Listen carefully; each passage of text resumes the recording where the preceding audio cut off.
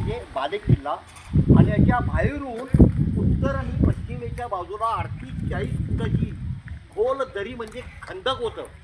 हा एवढा साधा रस्ता नव्हता त्या काळात. या खंदकावर लाकडाची ओढकी टाकून फळ्या मारून धान्याची घोडे आत घेतले जात आणि धान्य पूर्ण साठा झाल्यानंतर परत तो काढून टाकला जात होता रस्ता. आहे असं खंदक राहत होतं.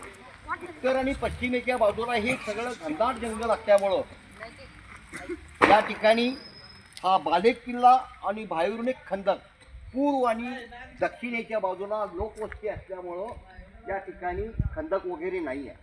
तर हे पूर्वीची धान्य असायचं या कोठारामध्ये ठेवलं जायचं. आत्तासारख्या पोती आणि कॅरी बॅगा नव्हत्या. हे धान्य सुटा असायचं म्हणून याचे चारही दरवाजे मोठे बंद केले जात होते. हे सगळ्यात मोठं कोठार. याला 2 जिने ठेवले. हा एक जिना आणि पूर्वेचा एक जिना.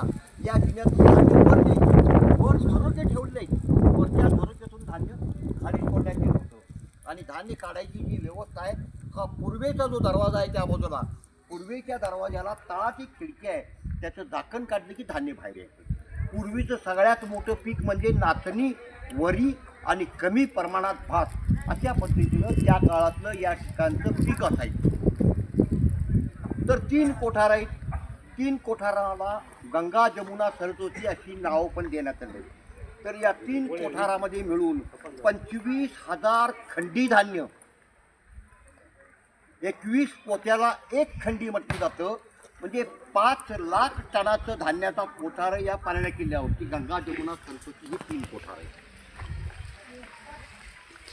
तर या 3 कोठारांना गंगा, जमुना, सरस्वती ही नावं आहेत.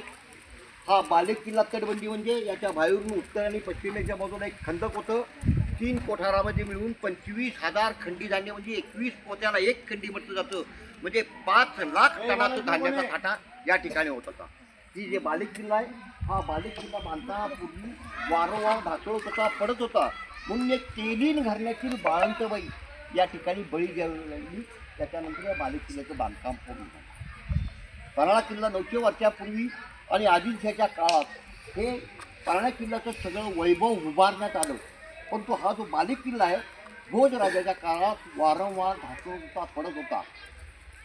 आणि त्याच्यानंतर शिवाजी राजांनी हा किल्ला जिंकल्यानंतर कुठं कुठं डागडुजी करावी लागते हे करून घेण्याचा आदेश दिला. त्याच्याप्रमाणे बांधकाम बी सुरू झालं, परंतु त्या ठिकाणी बांधकाम वारंवार ढासळायला लागलं. म्हणून याला एक तेलीन घराण्यातील बाळंतबाई, ज्याचं नाव गंगा, ही गंगू नावाची तेलीन बाळंतबाई बळी दिल्यामुळं अपूर्ण झाला. म्हणून इतिहासात आज या भोज राजापेक्षा गंगू तेलीचं नाव मोठं झालं की कहा राजा भोज आणि कहा गंगू तेली म्हटलं जातं. अशाच पद्धतीने तर 5 लाख टनाचं धान्याचा कोठार म्हणजे सर मॅडम त्या काळात म्हणजे बांधकाम पडायला लागलं. मग साधू संत जे भरती होते पुरोहितांना विचारल्यानंतर त्यांना सांगितण्यात आलं की या ठिकाणी तेलीन घराण्यातील बाळंतबाई ही दिवडी सभोवताली पेटवण्यात आली. आणि त्याच्यानंतर एक हुजूर पेठ गाव होतं, त्या घरात एक तेलीन बाळंतबाई होती आणि त्याला मुलगी झाली होती. पहिली मुलगी, दुसरी मुलगी 7-8 वर्षापासून त्यांचा नवरा बेपत्ताच होता, म्हणजे लापता होता. 7-8 महिन्यापासून तो नवरा घरीच आलेला नव्हता. ही बाळंतबाई घरात होती. या गावात दिवडी पेटवण्यात आली. पन्हाळा किल्ल्यावरती धान्याचे कोठार आहे आणि त्याचा बालेक किल्ला बांधकाम करताना वारंवार ढासळत होता. जो कोणी तेलीन घराण्यातील बाळंतबाई बळी जाईल त्याला मोठ्या प्रमाणात धन दौलत, जमीन जुमला इनाम देण्यात येईल. ते तेलीन घराणं होतं. 10 पिढ्याची गरिबी दरिद्री घेऊन आपलं जीवन जगत होतं. त्या तेलीनबाईनं गंगूबाई बाई, ज्याचं नाव जखूबाई होतं, त्या गंगूबाईनं ती दिवडी ऐकली. 10 पिढ्याची गरिबी नष्ट होण्याच्या संधी आपल्याला आलेली आहे. आपल्या 2 मुले आहेत. आपण जर एक जरी बळी गेलो, स्वतःच्या मनाला समजून असली, आपण जर एक बळी गेलो तर आपल्या 10 पिढ्याची गरिबी नष्ट होऊन पुढच्या 10 पिढ्या ऐश्वर्यात जीवन जगतील. एवढं मोठं धन आणि जमीन जुमला मिळणार आहे. तुमची बळी जाण्यास तयार झाली. ती बळी गेल्यानंतर हा बालेक किल्ला पूर्ण झालेला आहे. आणि त्याच्यानंतर एवढा मोठा भोजराजा, भारतात त्यानं मोठमोठ्या इमारती बांधल्या, ते कोठारं बांधली, सज्जापोटी, 3 दरवाजे, 4ही बाजूला तटबंदी बांधणारा माणूस ती साधी तटबंदी बांधून शकला नाही. आणि ही तटबंदी गंगू नावाची तेलीन बाळंतबाई बळी गेल्यामुळं हा पूर्ण झाला. म्हणून इतिहासात आज या भोज राजापेक्षा गंगू तेलीचं नाव मोठं झालं की कहा राजा भोज आणि कहा गंगू तेली.